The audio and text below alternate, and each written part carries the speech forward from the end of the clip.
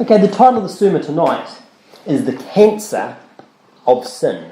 The Cancer of Sin. Now you might have noticed as we read chapter 1 of James, it talked about every man being tempted. It says when he is drawn away of his own lust and enticed. And then it says, when lust hath conceived, it bringeth forth sin, and sin, when it is finished, bringeth forth death. So we can see here the concept of sin growing, sin multiplying, and ultimately leading to what? Bringing forth death. That kind of sounds a bit like cancer. I've just got a little wee thing. I looked up about cancer, and I found this thing from the World Health Organization talking about cancer. And just describing cancer, it says here, cancer is a generic term for a large group of diseases that can affect any part of the body. Other terms used are malignant tumours and neoplasms. One defining feature of cancer is the rapid creation of abnormal cells that grow beyond their usual boundaries. So you've got this growth that's going on, and which can then invade adjoining parts of the body and spread to other organs. The latter process is referred to as metastasizing. And it says that these things, they're a major cause of death from cancer. Now, just to sort of describe, just to give you sort of the scope of the problem, it says that cancer is a leading cause of death worldwide, accounting for an estimated 9.6 million deaths in 2018. That's a lot of people, nearly 10 million people. The most common cancers are lung cancer, breast cancer, there's various other ones that go through there, but those are certainly the biggest two. And then it says the most common causes of cancer death, the most common causes of it, basically it says cancer arises from the transformation of normal cells into tumour cells in a multi-stage process that generally progresses from a pre-cancerous lesion to a malignant tumour. These changes are the result of the interaction between a person's genetic factors, so that there are genetic factors that are involved, and there's also a number of categories of external agents, and it includes physical carcinogens, such as like ultraviolet light and radiation and things like that. You've got chemical carcinogens like asbestos, tobacco smoke, all sorts of various other, contaminants, and biological carcinogens. So various infections, various viruses or bacteria or parasites can cause cancer. And it goes through basically sort of describing the various things that they're doing to try and, to combat that. Then it's got here, it says risk factors for cancers, risk factors. So the major things that are listed here, the first thing is tobacco use, alcohol use, unhealthy diet, and physical inactivity are major cancer risk factors worldwide, and are also the four shared risk factors for other non-communicable diseases. So these four things, tobacco, alcohol, what you're putting in your mouth, and physically just sitting around doing nothing, all of those things will dramatically increase your chances of getting cancer. Some chronic infections are risk factors for cancer and have major relevance, and it depends obviously what sort of country you live in. Low to middle income countries, it says, it goes through various things. HPV virus can convert to your hepatitis B, hepatitis C, all these different. HIV substantially increases the risk of cancers, like cervical cancer and stuff like that. And then it says, reducing the cancer burden. It says between 30 and 50% of cancers can currently be prevented by avoiding risk factors and implementing existing evidence-based prevention strategies. In other words, a lot of people who get cancer, there's actually things they can do to avoid that. There's things that you can do. Now, it's not that in all cases, there are people that it's one of those things that happens. But it can also be reduced also not only through avoiding the behaviours that are likely to lead to it, but also through early detection and managing patients who develop cancer. In fact, many cancers have got a high chance of cure if they're diagnosed early and treated adequately. Okay, so what we see is this is what cancer is like. Okay, and it's something that obviously it leads to death, in a lot of cases. But there are things that you can do about it. Now we're there in James chapter 1. Turn if you would to James chapter number 5. James chapter number 5. James chapter number 5. And look in verse number 1. James chapter 5 and verse number 1. It says, "Go to now, you rich men, weep and howl for your miseries that shall come upon you. Your riches are corrupted, and your garments moth-eaten. Your gold and silver is cankered, and the rust of them shall be a witness against you, and shall eat your flesh as it were fire. You've heaped treasure together for the last days." Notice it says here, your gold and silver is cankered, and the rust of them shall be a witness against you. Now that word canker, that's actually well, I looked it up in the dictionary, and according to the dictionary, canker describes basically a gangrenous or ulcerous sore, a defined area of diseased tissue, something that corrodes, corrupts, destroys, or irritates. According to dictionary.com, it was actually the common word for cancer until around 1700. It's like they used to call cancer, they would call it a canker. Okay? But notice here in James that it's describing it. It says, look, your gold and silver is cankered, and the rust of them shall be a witness against you. So what's happening to your gold and silver? It's like they're getting cancer. It's like they're going rusty. So cancer is like rust. I don't know if you've ever heard that saying, rust never sleeps. You know, once you've got rust in something, you know, you really want to prevent rust. That's why, like, if you have like a scratch on the car or something and the paint comes away, you want to do something about it, because once the rust gets in, it just spreads. And it just spreads. It keeps on eating away. It keeps on corroding. Now, one of the reasons why cancer is so much of a problem is because, just like rust, it's got this tendency to grow. It's got this tendency to spread. In the book of Leviticus, there are lots of instructions regarding things like leprosy and various diseases that grow and they spread. And in fact, there's this whole chapters of directions on how to avoid these things spreading. You know, it talks about sanitation, various sanitation practices that we can use. It talks about, for example, washing in running water. It talks about when something gets infected. It talks about if your clothing's infected, what do you have to do? You've got to destroy it. You know, you've got to burn it. You know, and if you've got a pot, you know, that's got some sort of, you know, infection in it, you've got to break the pot, get rid of it. You know, even houses, it talks about with houses, if you've got this mould and stuff going through it. I mean, have you ever heard of a house being condemned? That does happen. That says it's like condemned. It's like, in other words, it's not fit to live in. If you live there, what's going to happen to you? You're going to get sick, because it's like the house itself is sick. And it talks about like pulling the bricks down and seeing if things still spread, and if not, you know, you've got to destroy the house. You'll also find the idea of quarantine. Quarantine, to just stop a disease from spreading. It means someone who's got the disease, you separate them. You separate them to stop the disease from spreading. Now, that was talking obviously about physical diseases, and it describes the various symptoms, you know, the blotches in the skin and the red marks and different things. But of course, we can see the parallel with spiritual diseases. Because, you know, a physical disease is one thing, but a spiritual disease is something else. Just like a serious physical disease, sin, which is, you know, that's spiritual disease, it has a tendency to spread and to grow until, as James said, and sin, when it is finished, bringeth forth death. Now turn, if you would, to 2 Timothy chapter number 2. 2 Timothy chapter number 2 and verse number 16. 2 Timothy chapter number 2 and verse number 16. This is the other place you find the word canker. 2 Timothy chapter number 2 and verse number 16. It says, in fact, no, let's read verse 15, because this has kind of got the antidote in the verse before. It says, study to show thyself approved unto God, a workman that needeth not to be ashamed, rightly dividing the word of truth. So what does the Bible say? Study.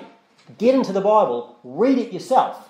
And that's what's going to defend you from the next verse, verse 16. But shun profane and vain babblings, for they will increase unto more ungodliness. So notice, you're supposed to study God's word, but then profane and vain babblings, shun them. Get rid of them. Why? Because they're going to infect you. They're going to, and so what? Quarantine them. Cut them off. Because they're going to lead you down the wrong path. Look at verse 17. And their word, this is these profane and vain babblings, their word will eat as doth a canker, of whom is Hymenaeus and Philetus, who concerning the truth have erred, saying that the resurrection is past already, and overthrow the faith of some. So notice, people are spreading false doctrine, and it spreads like a canker. It's like a cancer. It's spreading. So the solution is not get into God's word and cut off this profane and vain babbling. Don't listen to these people. Because obviously if you've been reading the word, you'd know that the resurrection hasn't happened yet. Because, you know, the Bible describes certain things are going to happen first. You know? I mean, what does it say? After the tribulation of those days, the Bible says. You know? In fact, it's not very far. In fact, it says in, where are we? 2 Thessalonians. For example, 2 Thessalonians chapter number 2. It says, now we beseech you, brethren, by the coming of our Lord Jesus Christ, and by a gathering together unto him. Well, what's that talking about? That's the resurrection, being gathered up unto Christ. That ye be not soon shaken in mind, or be troubled neither by spirit, nor by word, nor by letters from us, as that the day of Christ is at hand. Let no man deceive you by any means, for that day shall not come, except there come a falling away first, and that man of sin be revealed, the son of perdition. So look, It says don't be deceived. Does that mean some people are going to try and deceive you? That, hey, it's going to happen any minute. The resurrection is going to... And here we see Paul was talking about people that said, look, it had happened in the past. It's already happened. But some people are saying it's going to happen any second. But he says, no, it's not going to happen. Let no man deceive you, because that day is not going to come except there comes a falling away first, and that man of sin be revealed, the son of perdition. But the thing we saw back in 2 Timothy chapter 2 is that the thing about, sin, this false teaching, it's a cancer, it's like a disease. False teaching can spread. False teaching can spread. Notice it says it will eat as doth the canker. Now, cancer is a disease, and what can it do? It can eat you away. Certain types of cancer can eat you away from the inside for a long time before anyone realises what's happening. Now, just disclaimer here, don't take anything I say tonight as medical advice, okay? I'm not a doctor, and I'm not pretending to be a doctor or to give you any medical advice. I've got pretty limited knowledge when it comes to things like cancer. But I do know that one of the ways that they treat it is to cut away the diseased tissue. Isn't that what they do? Yeah, they do. Now, it's not always massively successful, because, often there are things that cause the cancer, and so you cut the cancer off, and whatever's caused the cancer, if you haven't altered that, some environmental thing or whatever, then if that's still there, then in all likelihood it could easily just still come back.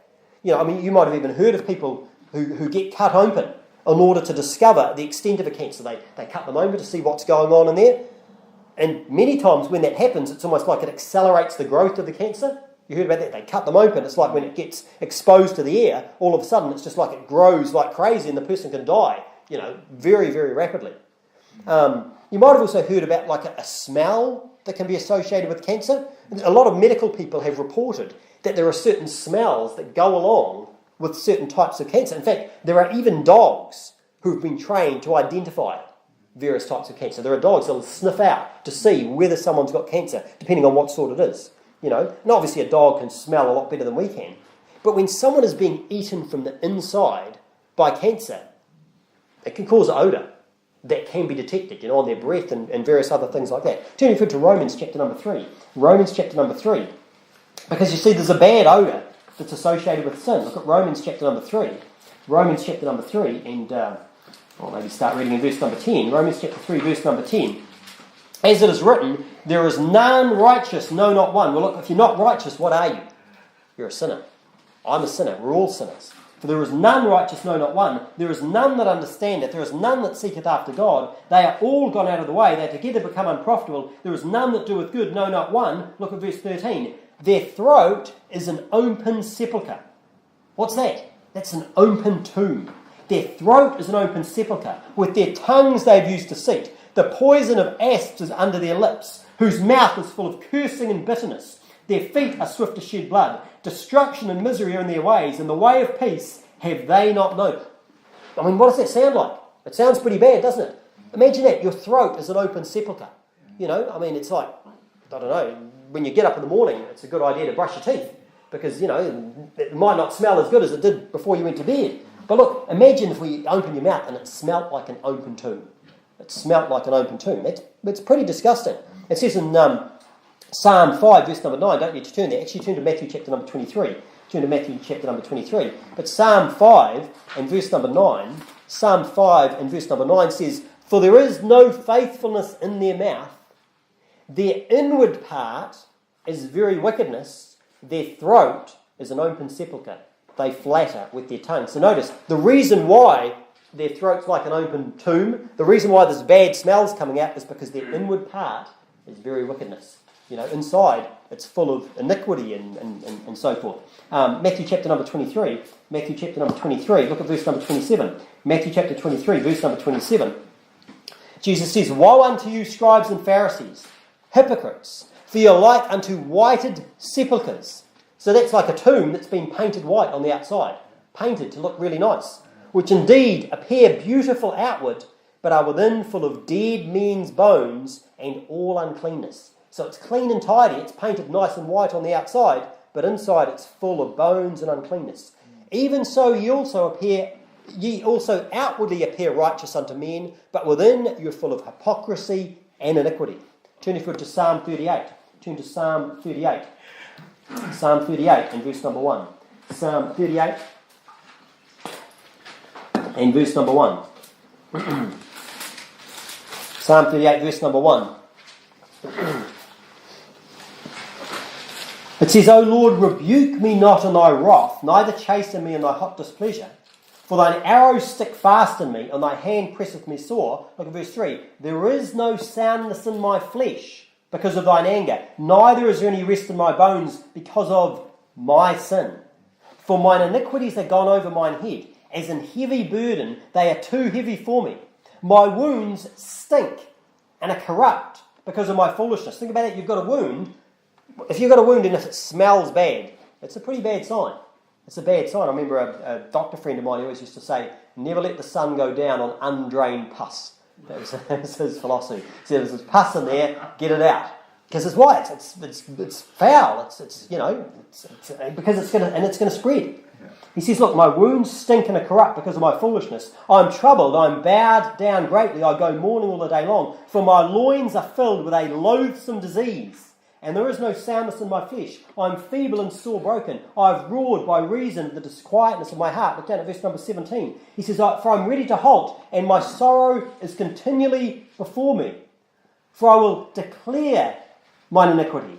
I will be sorry for my sins. He's saying, look, I'm going to declare my iniquity. I'm going to tell God that I've done wrong. I'm going to confess my sin. I will be sorry for my sin. But mine enemies are lively, and they are strong, and they that hate me wrongfully are multiplied. They also that render evil for good are mine adversaries, because I follow the thing that good is. Forsake me not, O Lord. O my God, be not far from me. Make haste to help me, O Lord, my salvation. Now the title of the sermon this evening is The Cancer of Sin. The Cancer of Sin. Why is it that sin can be likened to cancer? Because it can eat you away from the inside. Because it will grow if left untreated. If you don't treat it, it's going to grow. Because the end result of it is death. You don't need to turn there, but we all know Romans chapter 6, verse 23. What does it say? For the wages of sin is death. For the wages of sin is death. Now turn if you would to Judges chapter number 13. Judges chapter 13. We're going to have a look at a man who had a pretty serious sin problem. Judges chapter number 13. Judges chapter number 13. And let's look at Samson. Judges chapter number 13. Look at verse number, just start the end of the chapter, verse number 24. Judges 13, verse 24. It says, and the woman bare a son and called his name Samson, and the child grew and the Lord blessed him. And the Spirit of the Lord began to move him at times in the camp of Dan between Zorah and Eshtaol. So Samson, he was born, he was from the tribe of Dan, and he was moved by the Spirit of the Lord. He was moved by the Spirit of the Lord. So God he used Samson to deliver the Israelites from the Philistines. But Samson was a man who had a big problem. He had a big problem with lust. Okay, remember what it said in James chapter 1 verse 15? It says, then when lust hath conceived, it bringeth forth sin, and sin, when it is finished, bringeth forth death. So where did Samson's sin lead him? Let's have a look. Chapter number 14. It says, and Samson went down to Timnath, and saw a woman in Timnath of the daughters of the Philistines. And he came up and told his father and his mother and said, I've seen a woman in Timnath of the daughters of the Philistines. Now therefore get her for me to wife. Then his father and mother said unto him, is there never a woman among the daughters of thy brethren, or among all my people, that thou goest to take a wife of the uncircumcised Philistines? And Samson said unto his father, get her for me, for she pleaseth me well. He's just saying, that's what I want. I want her. Okay, now does the Bible say who should believers be marrying? Unbelievers or believers? They should be marrying believers. The Bible makes it really clear. But his father and mother knew not that it was of the Lord that he sought an occasion against the Philistines, for at that time the Philistines had dominion over Israel. Now, is that saying that God caused him to desire the Philistine woman? I don't think that's what it's saying. I think what it's saying is that God used the desires that Samson had to cause him to fight with the Philistines. That's what it was. In the same way that God didn't cause Judas to betray Jesus. God didn't cause him to do that. But he knew that Judas was a thief. He knew that he was covetous. He wanted money. He knew he was going to be stealing stuff. That, for money, what did he do? He would sell Jesus.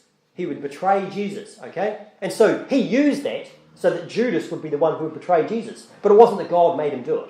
But God used it for his purposes. And it's the same thing here with Samson. Look at verse number 15. Then went Samson down, and his father and his mother, to Timnath, and came to the vineyards of Timnath, and behold, a young lion roared against him. And the Spirit of the Lord came mightily upon him, and he rent him as he would have rent a kid.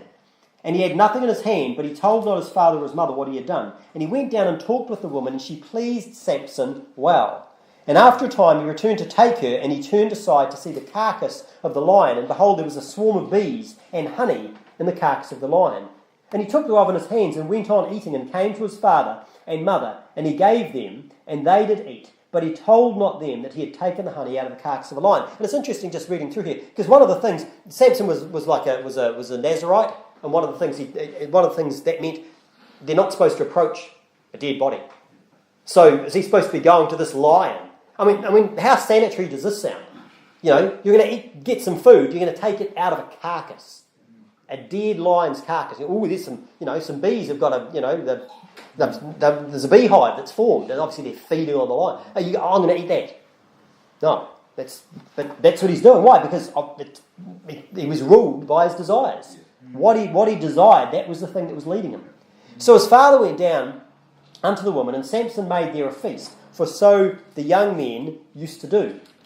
And it came to pass, when they saw him, that they brought 30 companions to be with him. And Samson said unto them, I will now put forth a riddle unto you. If you can certainly declare it me within the 7 days of the feast, and find it out, then I will give you 30 sheets and 30 change of garments. But if ye cannot declare it me, then shall ye give me 30 sheets and 30 change of garments. And they said unto him, Put forth thy riddle, that we may hear it.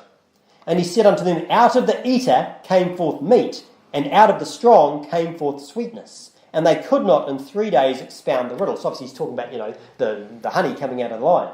And it came to pass on the 7th day that they said unto Samson's wife, Entice thy husband, that he may declare unto us the riddle, lest we burn thee and thy father's house with fire.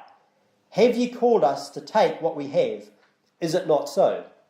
So notice what they say. Notice here, it's quite important.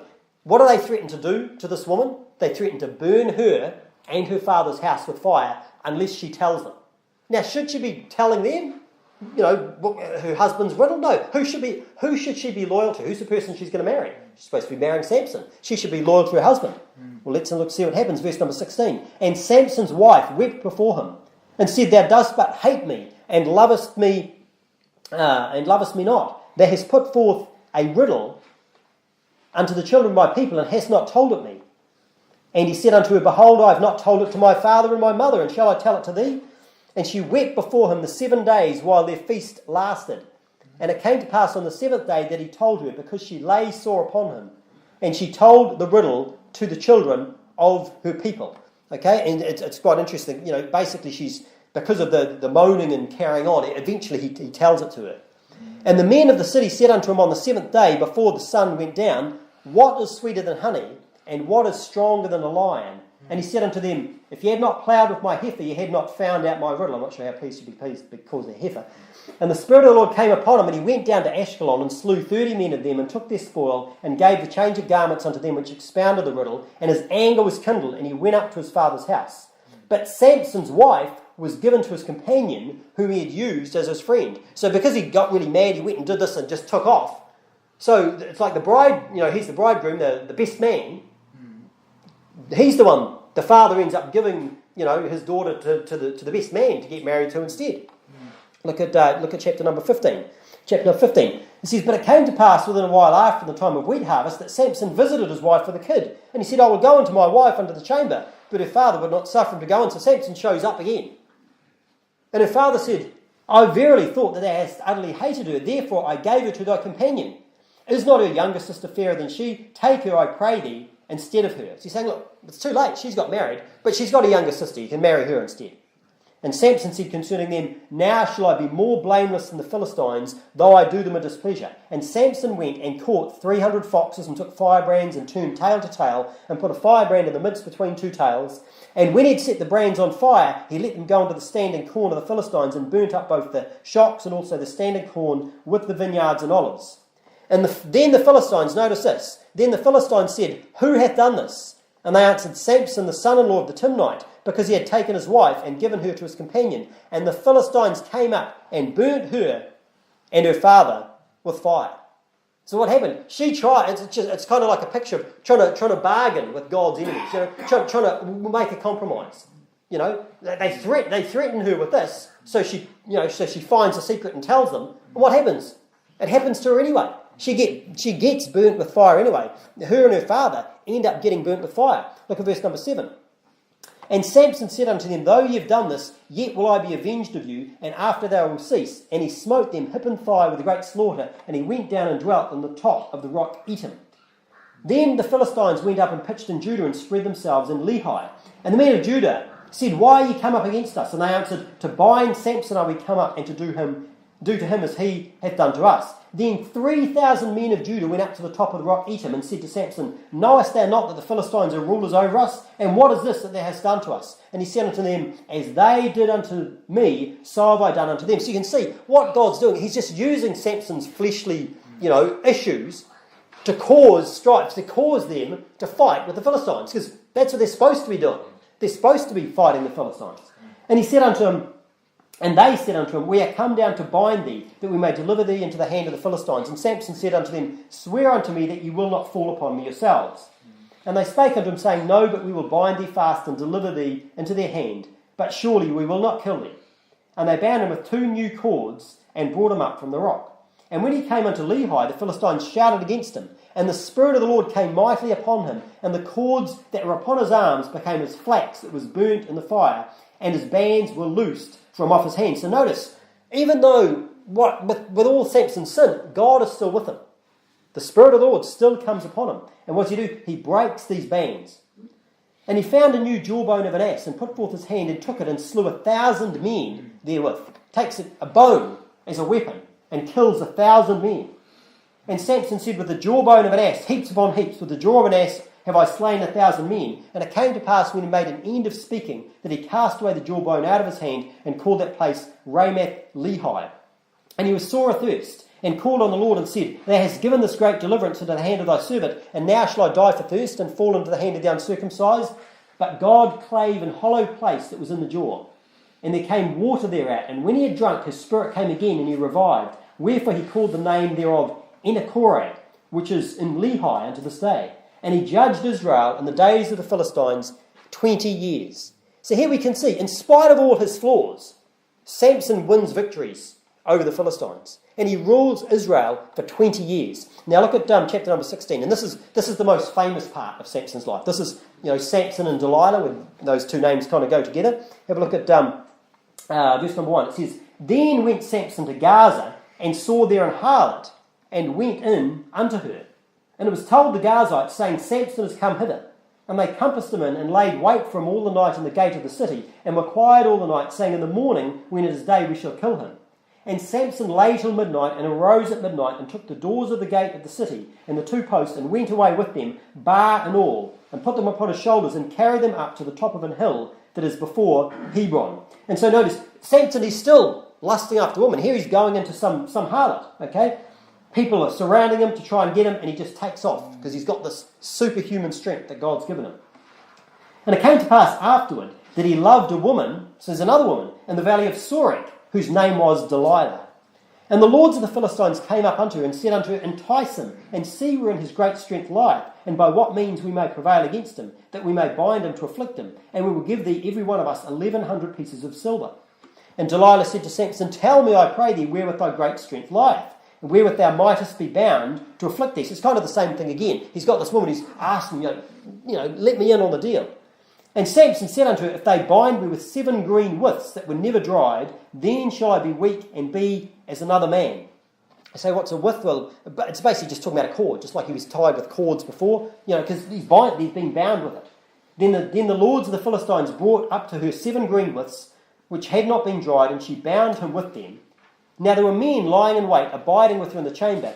And she said unto him, The Philistines be upon thee, Samson. And he brake the withs, as a thread of tow was broken when it toucheth the fire, so his strength was not known. So basically, what's happening is they've tied him up with these things, and here it calls it like a thread of tow. It's like flax, basically. Imagine if you've got flax, and it's sort of green, and it's quite hard, but then what would happen if it's dried out? And then if you touch the match to it, touch fire, if it burns, all of a sudden there's definitely no strength there. And that's how easily he breaks these things.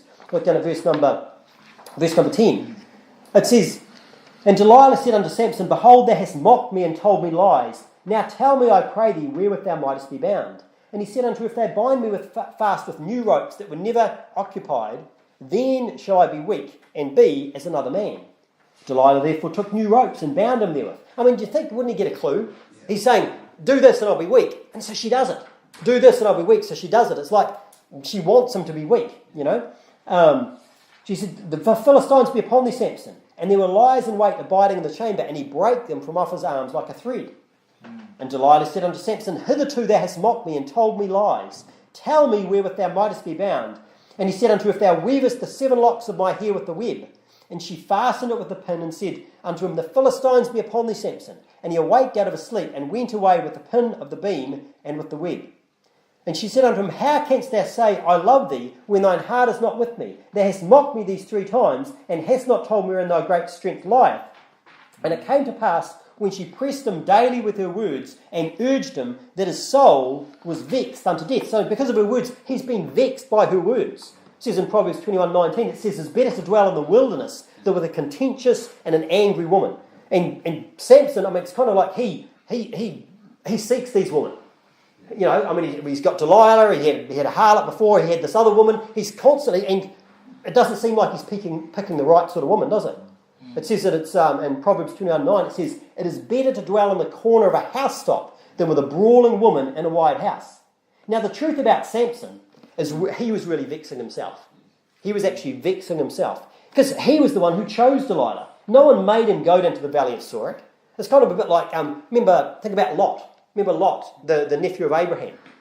It says in, don't need to turn there, but 2 Peter chapter number 2, verse 7, it says, and delivered just Lot, vexed with the filthy conversation of the wicked. So Lot, remember he dwelt in Sodom and Gomorrah, he was vexed with the filthy conversation of the wicked. And then it says, for that righteous man, because when it says just Lot, he was just, he was justified, he was saved, he was righteous. That righteous man dwelling among them, in seeing and hearing, vexed his righteous soul from day to day with their unlawful deeds. So notice, he's actually vexing himself. He's the one who's doing it. You know, who chose to go and dwell in Sodom? Lot did. You know, he vexed his own soul. When he was dwelling in Sodom, he knew it wasn't where he should have been. Because why? From day to day, his righteous soul has been vexed. By what? By the filthy conversation of the wicked, by seeing and hearing the things that they're doing. But of course the thing is, when he first looked at Sodom, it appealed to him. Remember, it was in the middle of a well-watered plain. He thought, oh, that'd be a good place to live. You know, when he first moved into Sodom, it was probably a lot more comfortable living in Sodom than it was living in a tent. Don't you think it would have been more comfortable? But look where it ended up taking him. You know, his family was destroyed in ways that are still remembered to this day. You know, people still think about Lot. You think about Lot's wife, you think about his daughters. Anyway, let's finish up with Samson, see where he ended up. Verse number 17. So she vexed him, he's vexed unto death. He says that he told her all his heart and said unto her, there hath not come a razor upon mine head, for I have been a Nazarite unto God from my mother's womb. If I be shaven, then my strength will go from me, and I shall become weak and be like any other man. And when Delilah saw that he had told her all his heart, she sent and called for the lords of the Philistines, saying, come up this once, for he hath showed me all his heart. Then the lords of the Philistines came up unto her and brought money in their hand. So notice here, the reason why she's betraying him is for money. Okay? Just like we talked about Judas before, it was for money. You know, Jesus talked about that in Mark chapter number 4, verse 19. He talked about the cares of this world, and he says, and the deceitfulness of riches. The deceitfulness of riches and the lusts of other things entering in choke the word and it becometh unfruitful. Look at 1 Timothy chapter number 9. First, to keep your finger in Judges because we're coming straight back. But look at 1 Timothy chapter 9 and verse number 6. 1 Timothy chapter 9, what am I talking about? 1 Timothy chapter number 6 and verse number 9. 1 Timothy chapter number 6 and verse number 9.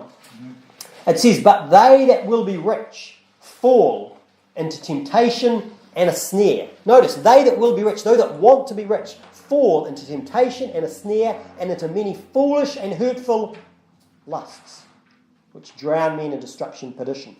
For the love of money is the root of all evil, which while some coveted after, they have erred from the faith and pierced themselves through with many sorrows. But thou, O man of God, flee these things. Follow after righteousness, godliness, faith, love, patience, meekness. You see, the thing about it is that money is something that, you know, it's deceitful. It's something that will cause people to lust after it. But he says, what should you do? You should flee these things. I mean, any sin would fit in that category. The Bible says, flee fornication.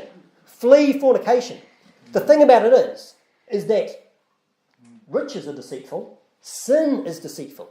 If you play with sin, you will be deceived. Instead, what you should do, you should flee from it.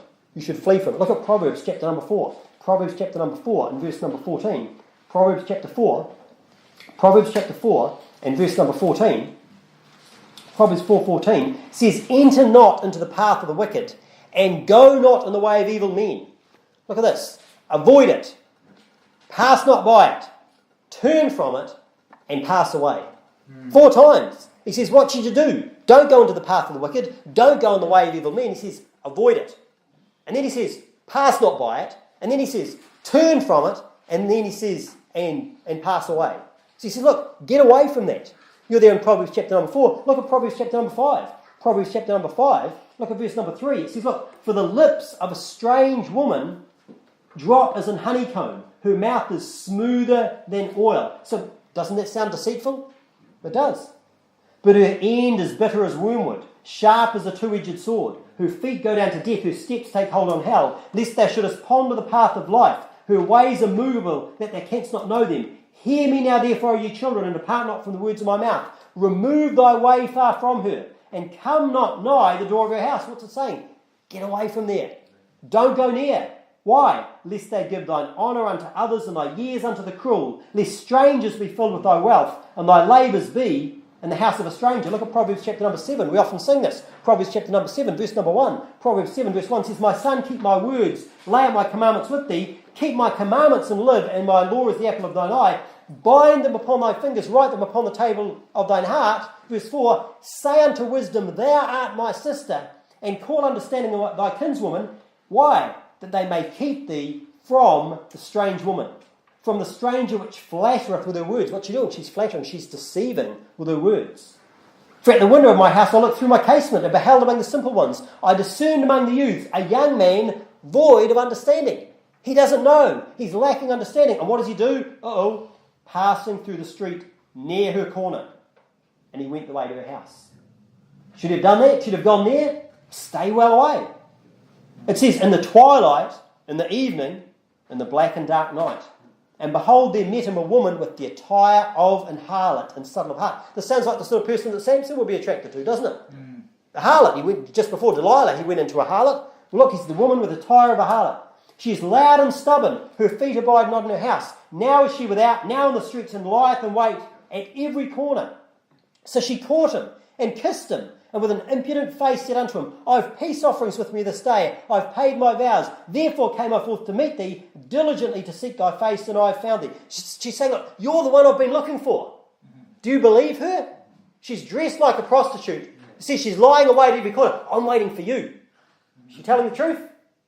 No, she's not.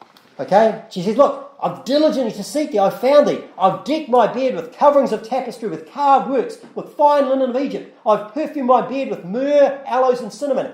Come, let us take our fill of love until the morning. Let us solace ourselves with loves. For the goodman is not at home, he has gone a long journey, hath taken a bag of money with him. He will come home at the day appointed. With her much fair speech, she caused him to yield. So notice, what does she do? With her words, she lures him in.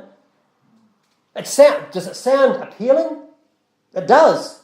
It fools him. The Bible talks about that in Hebrews. It talks about, how Moses, he chose to suffer affliction with the people of God rather than to enjoy the pleasures of sin for a season. Sin is pleasurable. If there was no pleasure in sin, then no one would do it. Okay? But the thing about it is it's deceitful. Okay? It's like eating lollies all the time or something. It's like taking drugs. The reason why people take drugs is because when they take drugs, it makes them feel good. It makes them feel good. But of course, it's a delusion. They're being fooled. It makes them feel all sorts of, like when they drink alcohol. When someone drinks alcohol, they feel like they're just really tough. They feel like their coordination is great. They're super tough. They're strong. But the reality is they're slow. It's impaired their judgment. And if you're a fighter, if you were a boxer or something and you had a drink before you had a boxing match, what would happen? You'd get knocked out because you'd be slow.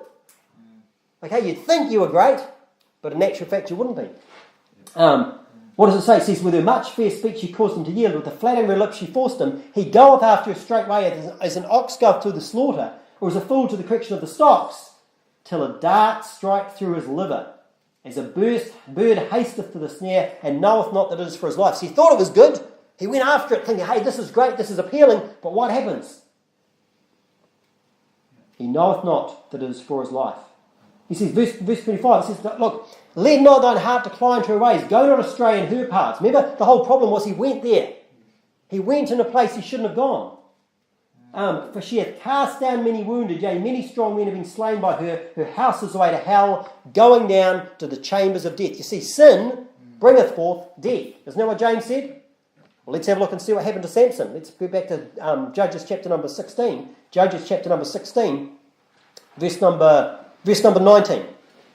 And she made him sleep upon her knees, and she called for a man, and she caused him to shave off the 7 locks of his head, and she began to afflict him, and his strength went from him. And she said, the Philistines be upon thee, Samson.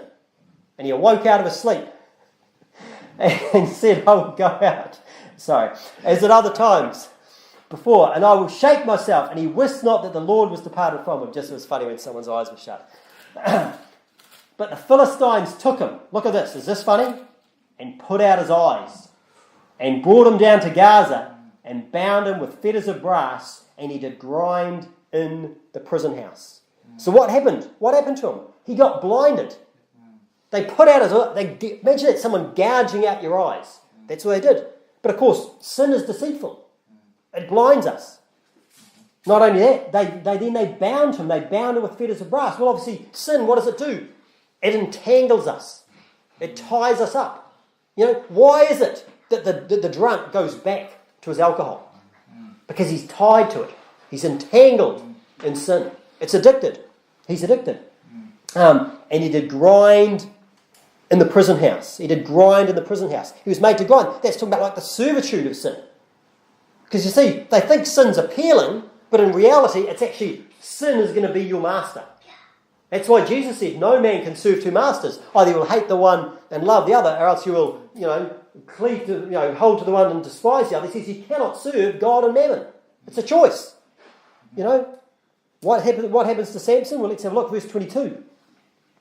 He says, howbeit the hair of his head began to grow again after he was shaven. Then the lords of the Philistines gathered them together for to offer a great sacrifice unto Dagon their God, and to rejoice, for they said, our God hath delivered Samson, our enemy, into our hand. Yeah, right. Dagon, remember that's the god that fell down and his head fell off and his hands fell off. Old stumpy Dagon. Yeah, he's the one who delivered him. And when the people saw him, they praised their God. And they said, our God hath delivered into our hands our enemy and the destroyer of our country, which slew many of us. And it came to pass, when their hearts were merry, that they said, call for Samson, that he may make us sport. And they called for Samson out of the prison house, and he made them sport, and they set him between the pillars. And Samson said unto the lad that held him by the hand, suffer me that I may feel the pillars whereupon the house standeth, that I may lean upon them. Now the house was full of men and women, and all the lords of the Philistines were there, and they were upon the roof, about 3,000 men and women, and they beheld, while Samson made them sport. And Samson called unto the Lord and said, O Lord God, remember me, I pray thee, and strengthen me, I pray thee, only this once, O God, that I may be at once avenged of the Philistines for my 2 eyes. And Samson took hold of the 2 middle pillars upon which the house stood, and on which it was borne up, of the one on his right hand, the other on his left. And Samson said, let me die with the Philistines. Notice here, Samson kills himself. He knows he's going to die, but he does it anyway.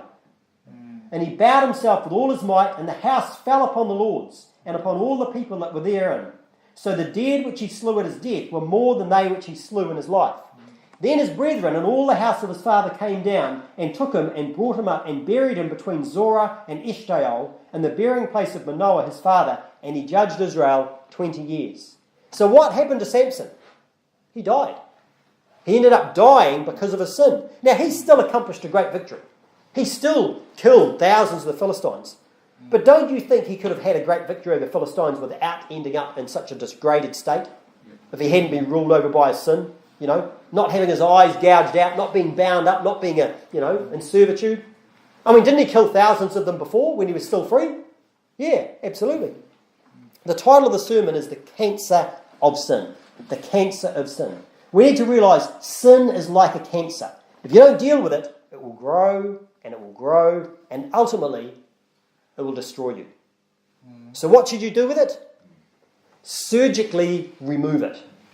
Now, as I said, I'm not giving medical advice, but cut it out of your life. Cut it out of your life. Be very careful with the things you allow into your life.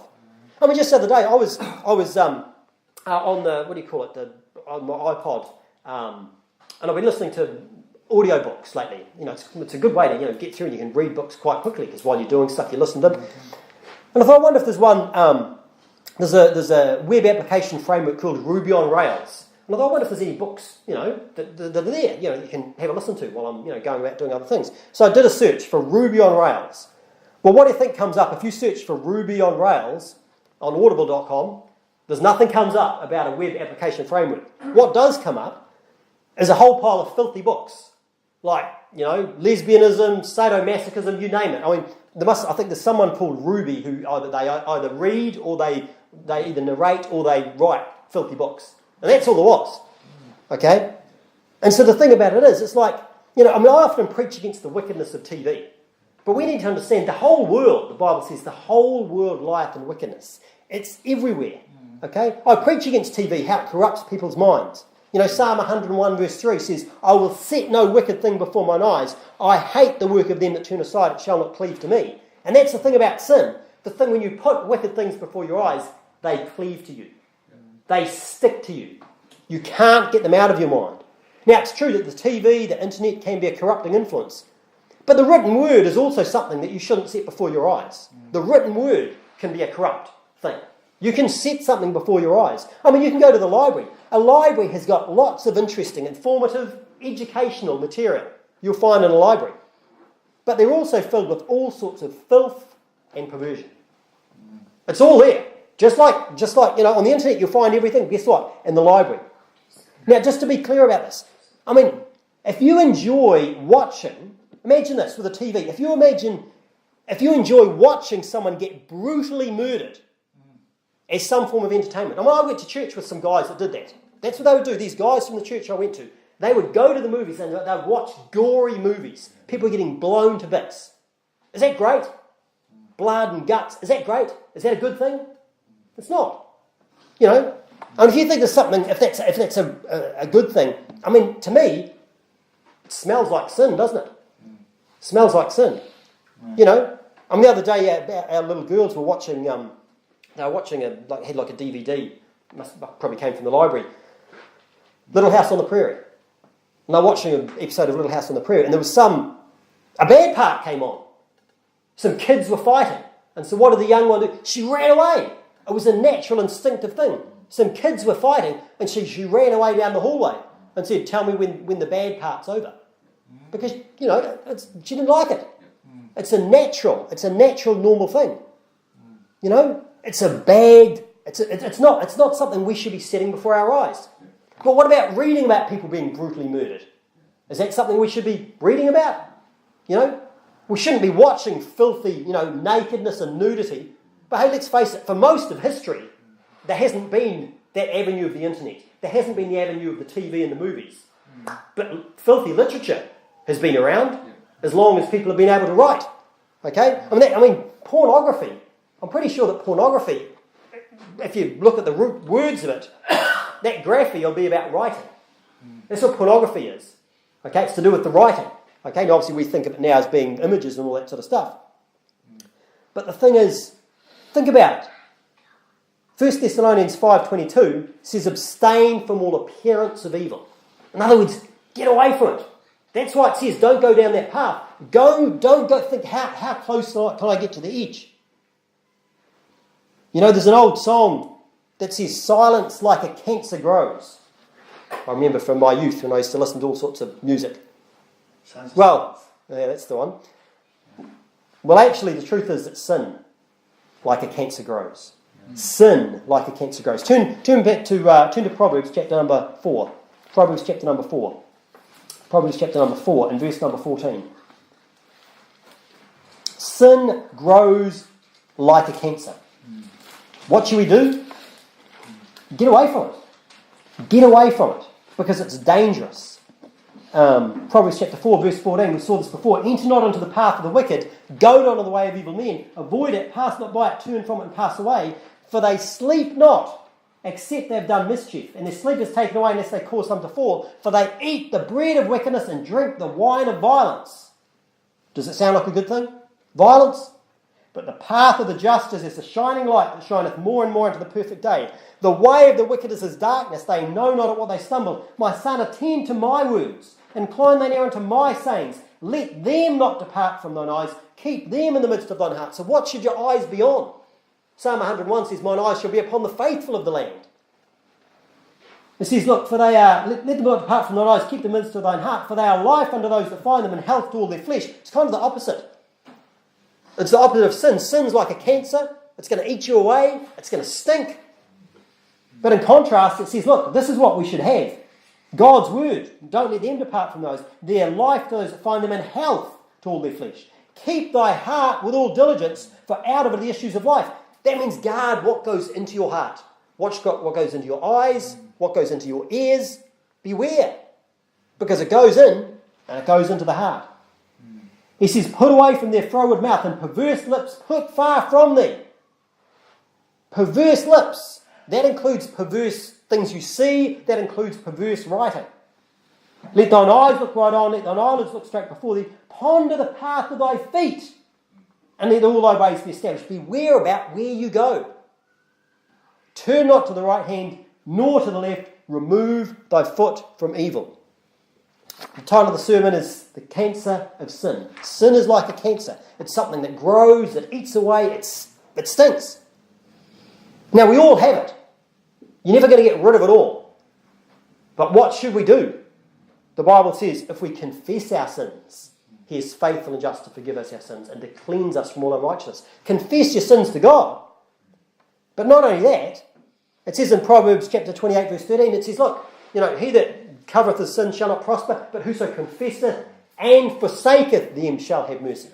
Confess it, but then forsake it. Stop doing the thing that's wrong. Go down the different path. Okay, last place we'll turn is Matthew chapter number 5. Matthew chapter number 5. Matthew chapter 5. You might want to keep your finger on Proverbs, because we'll sing that shortly. Matthew chapter number 5, and look at verse number 29. Matthew chapter 5 and verse number 29. Matthew chapter 5 and verse number 29. It says, and if thy right eye offend thee, pluck it out and cast it from thee. For it is profitable for thee that one of thy members should perish, and not that thy whole body should be cast into hell. So notice he said, if your eye is causing you to sin, if your eye is offending you, pluck it out. Now, Jesus is not encouraging surgical, chopping bits off. But he's saying deal seriously with sin. Don't treat it lightly, because it's dangerous. And if thy right hand offend thee, cut it off and cast it from thee. For it is profitable for thee that one of thy members should perish, and not that thy whole body should be cast into hell. He's saying it's serious.